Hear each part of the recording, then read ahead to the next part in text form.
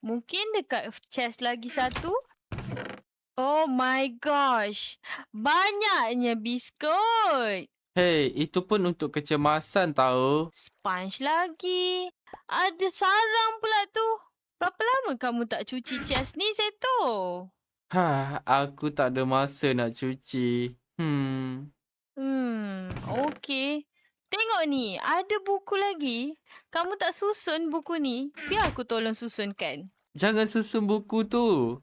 Alah, kenapa pula? Biarlah aku susunkan. Macam ni. What? Ada pintu rahsia? Walau apa-apa pun, please jangan masuk dalam tu, Jenny.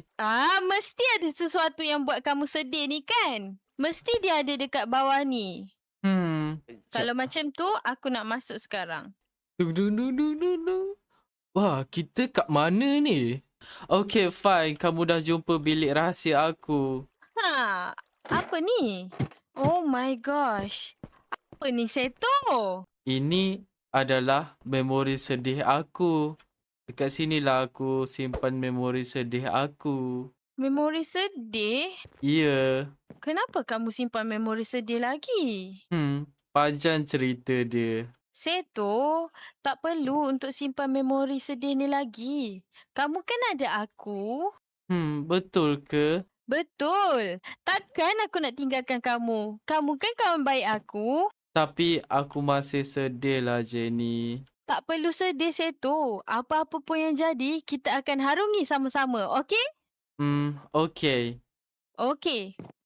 Let's go!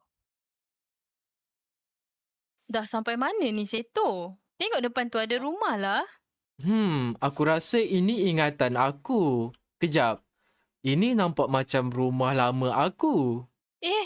Biar betul. Kita dah masuk dalam ingatan kamu.